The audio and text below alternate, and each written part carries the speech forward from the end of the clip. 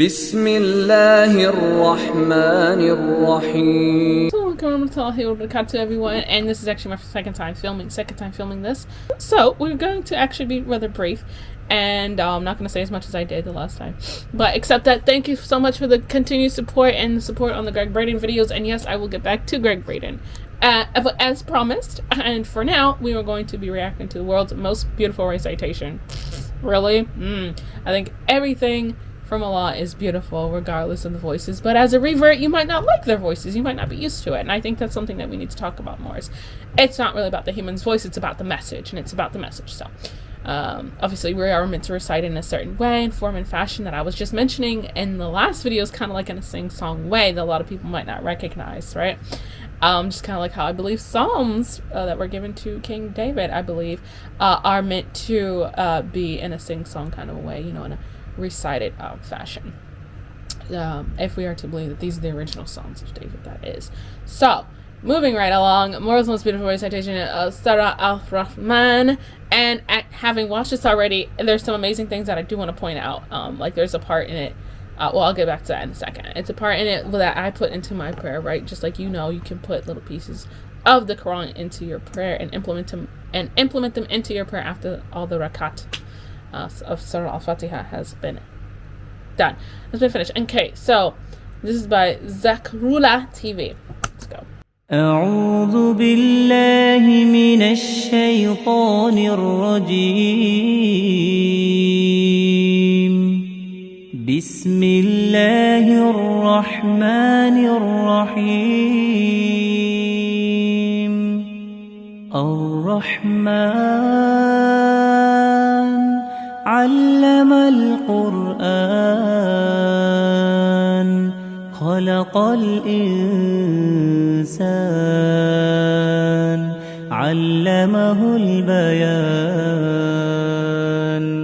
الشمس والقمر بحسبان والنجم والشجر يسجدان والسماء رفعها ووضع الميزان ألا تطغوا في الميزان وأقيموا الوزن بالقسط ولا تخسروا الميزان والأرض وضعها للأنام فيها فاكهة والنخل ذات الأكمام والحب ذو العصف والريحان فبأي آلاء ربكما تكذبان خلق الإنسان من صلصال كالفخار وخلق الجان من مارج من نار فبأي آلاء ربكما تكذبان رب المشرقين ورب المغربين فبأي آلاء ربكما تكذبان مرج البحرين يلتقيان بينهما برزخ لا يبغيان فبأي آلاء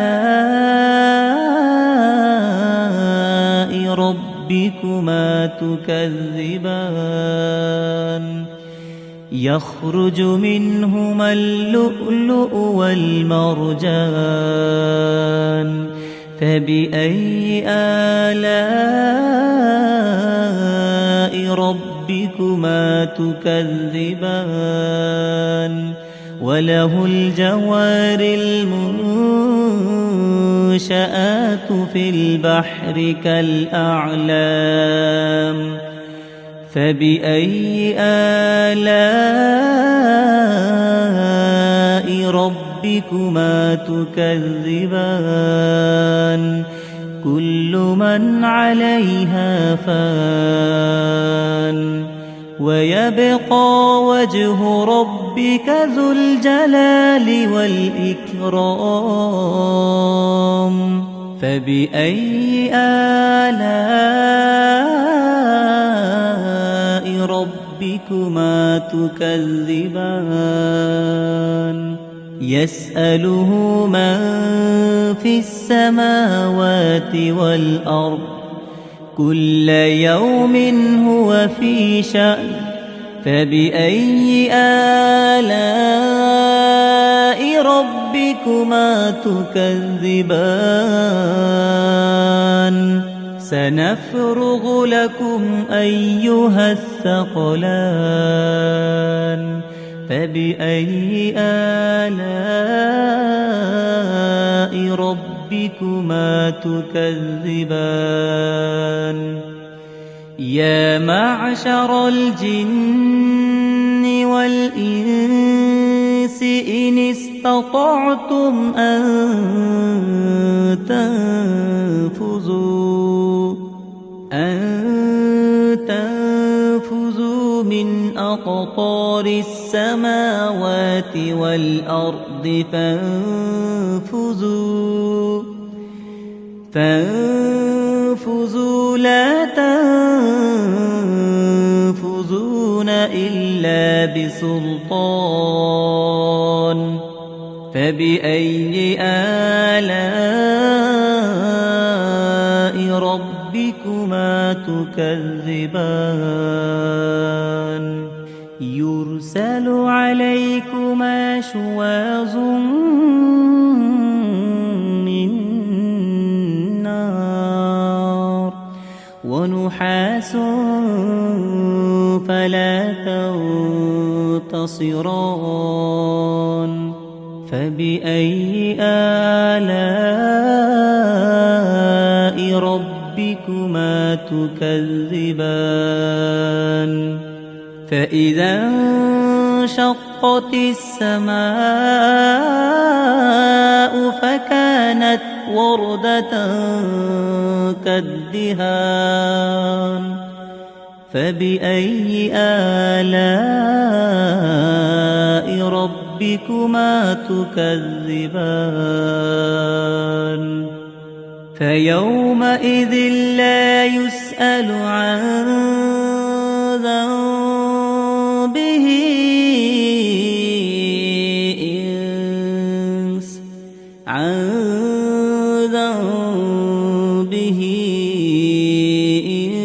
إنس ولا جان فبأي آلاء ربكما تكذبان يعرف المجرمون بسيماهم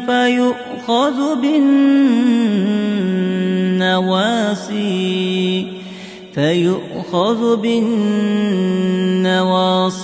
والأقدام فبأي آلاء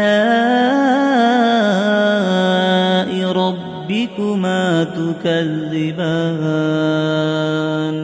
هذه جهنم التي يكذب بها المجرمون يطوفون بينها وبين حميم آن فبأي آلاء ربكما تكذبان ولمن خاف مقام ربه جنتان فبأي آلاء ربكما ربكما تكذبان ذواتا أفنان فبأي آلاء ربكما تكذبان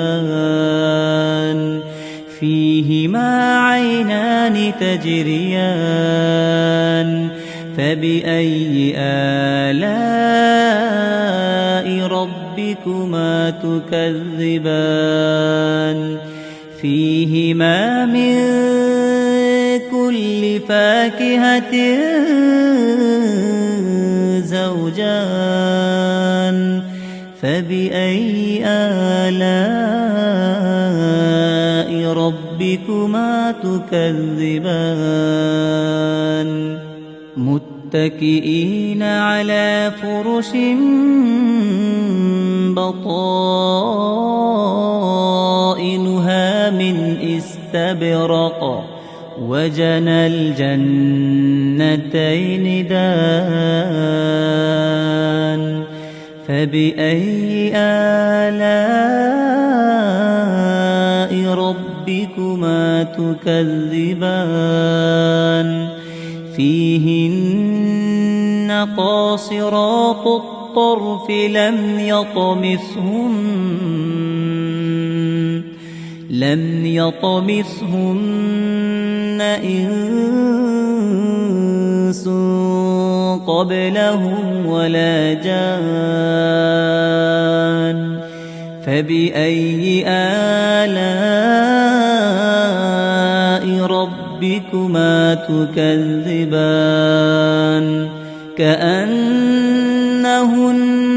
الياقوت والمرجان فبأي آلاء ربكما تكذبان هل جزاء الإحسان إلا الإحسان فبأي آلاء ربكما تكذبان ومن دونهما جنتان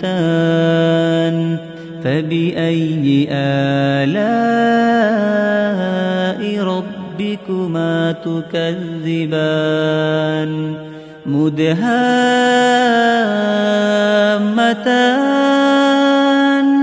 فبأي آلاء ربكما تكذبان فيهما عينان نضاختان فبأي آلاء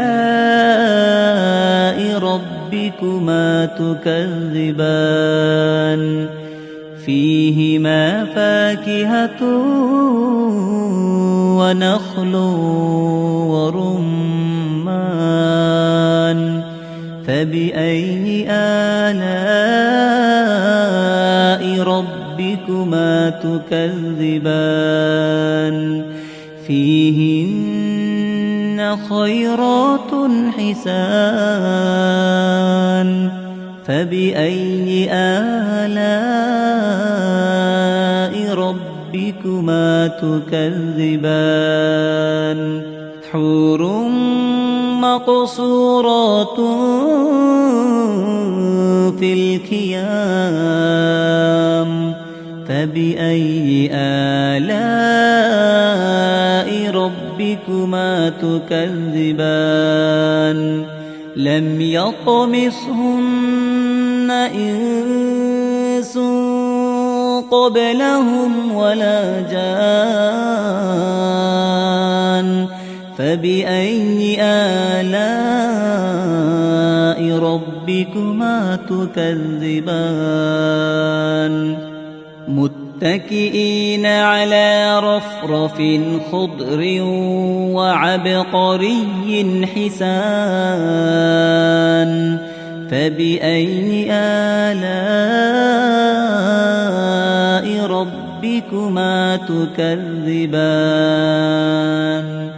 تبارك اسم ربك ربك ذي الجلال والإكرام.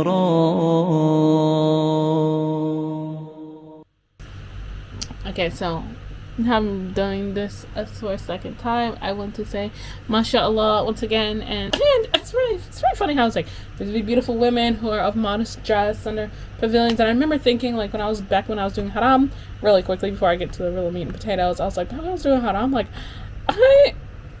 like more haram, I should say, we all sin. But anyway, when I was doing like extra haram things, zina, you know what I mean, like, and like haram relationships, like I noticed something. I noticed that I really thought that it was achievable. Like, it was achievable to become one of these maidens. Like, Allah, just clean up my heart and just make me a maiden in paradise. Like, just assign me to a proper gorgeous guy, like, and just have it be that, where he treat me well. And I'm just like, just sort of assigned there. It was stupid. It was just something that I thought I would have to have, since maybe I thought I would never have a solid partner down here. I was like, just make me one of those girls in the gardens and just make me pure. Like, just clean me up, you know what I'm saying? Because you can do anything. What is, like, you can do anything alone. But anyway, I digress. So moving right along from that, which is something that I thought was hilarious. O assembly of jinn and humans, and if you can penetrate beyond the realms of the heavens, then do so. See, now this is interesting because I had no idea that.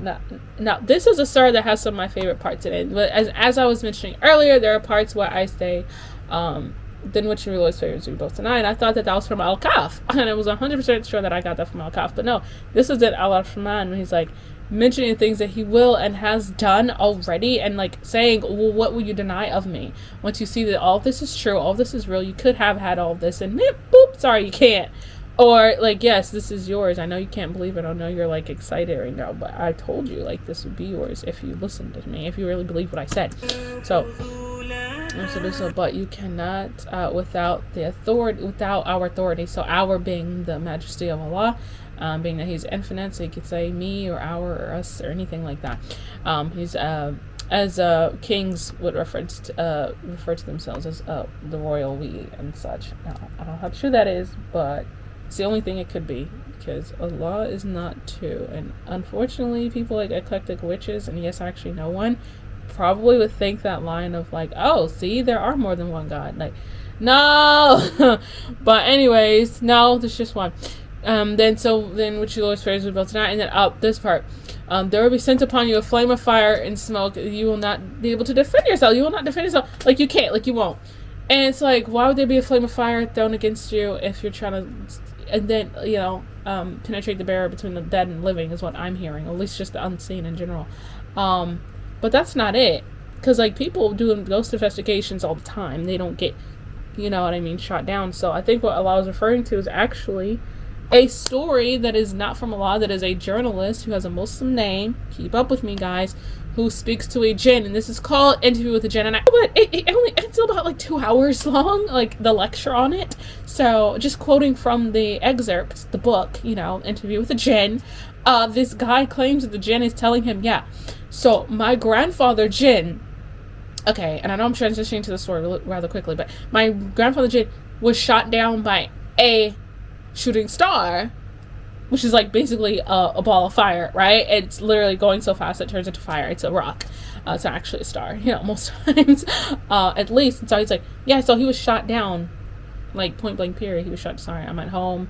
I just didn't feel like doing it properly. Anyway, so I was like, he was shot down by this thing, and for eavesdropping or trying to eavesdrop on angels' conversations in paradise. Like, he was so close to paradise, he was trying to penetrate that barrier, as it is said here, that he ended up getting killed allegedly by a shooting star, according to his grandson, the jinn, which I forgot the jinn's name. He actually does have a name, allegedly, right? But and so it's just interesting how he's saying things that go in line with the Quran, when indeed we are meant to only listen to things that do not go against the Quran, bare minimum, right? And so it's just like crazy how I heard of this story. I know it's crazy, and here we are on this particular ayah 35 and Ar-Rahman. So that's just crazy to me. So that's pretty much, I think, all that I wanted to talk about. It's just basically saying, like, you can have all the pretty chicks in the world, you can be the most handsome guy, but you got to be willing to do the work while you're down here on earth, baby. And I'm still working on myself. God forbid I do something stupid and I can't go, because I'm trying to see this. I'm trying to be one of them. I'm trying to be one of the girls in that pavilion, you know what I'm saying? I'm trying to be untouched. I'm trying to be all that. So anyway, Jazakallah here, if it rhymes, wants to shoot. Love you. Bye bye. For real this time, because last time I lost the footage. Anyways, love you guys. Bye. بسم الله الرحمن الرحيم